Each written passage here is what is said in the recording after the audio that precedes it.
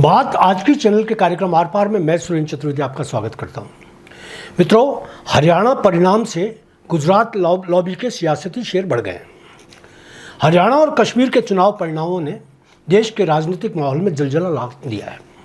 चुनाव आयोग की कार्यप्रणाली पर भले ही हारी हुई पार्टियों के लोग सवाल उठाते रहे, लेकिन प्रमाणित सबूतों के बिना इनको खिसियानी बिल्ली खंबा नोचे वाली कहावत ही कहा जाएगा।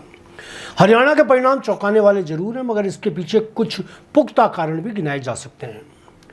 ईवीएम मशीनों में गाल घुसेड़ जैसे आरोपों के बीच यह तर्क भी मजबूत माना जा सकता है कि कश्मीर में यह खालिस्तानी क्यों नहीं हुई। हरियाणा में कांग्रेस हार गई तो मशीन पर सवाल उठ रहे हैं, चुनाव आयोग पर सवाल उठ रहे हैं। कश्मीर में कांग्रेस गठबंधन को कामयाबी मिल गई तो वहाँ कोई सवाल नहीं। वाह!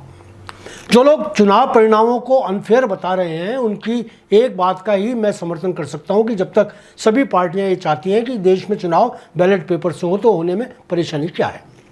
खर्चा जरूर ज़्यादा हो सकता है, मगर इससे अनर्गल आरोप से तो मुक्ति मिल सकती है ना। अब आइए बात करें हरियाणा में सारे एग्जिट पोल्स के नतीजे फेल होने पर। जहाँ कांग्रेस की सरकार बनने का दावा किया जा रहा था, वहाँ भाजपा ने पूर्व अनुमानों का हुलिया बदल दिया है। बिना किसी दुराग्रह के लिखने का शौकीन मैं स्वयं भी मानकर चल रहा था कि हरियाणा में हवा कांग्रेस की ही चल रही है। हवा का अचानक रुख कैसे बदला, आइए इस पर बात हो जाए।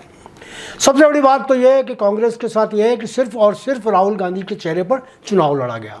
उनके अलावा हरियाणा में कोई दमदार चेहरा ऐसा नहीं था जो राहुल का सहयोगी कहा जा सके। उल्टा वहाँ सुरजेवाला, हुड्डा व शैलजा तीन गुटों में कांग्रेस बटी हुई है। तीनों के बीच मुख्यमंत्री को लेकर ऐसी आपाधापी मची हुई थी कि तीनों ने आपसी लड़ाई में भाजपा को जीत परोस कर दे दी। बेचारे राहुल गांधी सिकंदर होकर भी हारी हुई फौज के सेनापति बन गए। इधर भाजपा की गुजरात लॉबी ने चुनाव में जान लगा दी। मोदी और शाह दोनों को पता था कि 400 पार के नारे की दुर्गति के बाद हरियाणा में सरकार नहीं बनी तो उनका दिल्ली में सत्ता पर काबिज रहना नामुमकिन हो जाएगा। इसके लिए उन्होंने जी जान लगाते हुए साम दाम दंड भेद किसी भी नीति को इस्तेमाल करने में हिचक नहीं की। इस मामले में भले ही कोई ईवीएम की गड़बड़ी का आरोप भी लगा दे तो मोदी और शाह की सेहत पर इसका कोई प्रभाव नहीं पड़ता। चुनाव आयोग अब यूं भी शेषन का नहीं, राजीव का है। हार की बौखलाहट ये बात बोलकर दर्शाई जा रही है कि आज 2 घंटे तक चुनाव आयोग की वेबसाइट कोलैप्स कैसे हो गई। इस आरोप से आयोग पर शक तो किया जा सकता है। कांग्रेस हरियाणा में जवान, किसान और पहलवान हर विषय में फेल हुई। किसान आंदोलन के लिए दिल्ली का रास्ता बंद हो गया। महिला पहलवानों की बेकदरी के विषय में भी कांग्रेस फेल रही। अग्निवीर का मुद्दा भी फेल हो गया।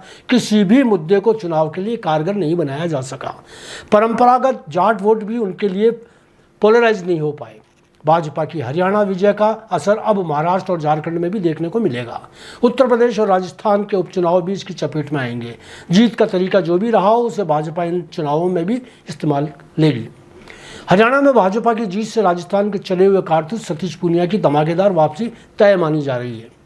चुनाव जिताने में भले ही और बहुत से कारण प्रभावशाली रहे हों, मगर बतौर प्रभारी होने के वे भी अपनी पीठ थपथपाने का हकदार तो हो ही जाएंगे। उनके समर्थक पत्रकारों को देखना कलम उनको किस तरह नायक बनाएगी। ऐसे जैसे जीत में जितना मोदी और शाह का हाथ रहा, उससे ज़्यादा पूनिया जी का रहा हो। हरियाणा चुनाव परिणामों से आरएसएस की नाराजगी का तापक्रम भी नीचे आएगा। मोदी और शाह के फिर से अंदाज बदलेंगे। फिर से संघ के सामने ऊंची आवाज़ में बातें होंगी। इधर कांग्रेसी ईवीएम में गड़बड़ी को लेकर राष्ट्रव्यापी आंदोलन शुरू करेगी। तय है, वैसे बैलेट पेपर से चुनाव क्यों नहीं करवाए जाते, यह यक्ष प्रश्न तो यूं ही बना रहेगा। धन्यवाद। आज इतना ही।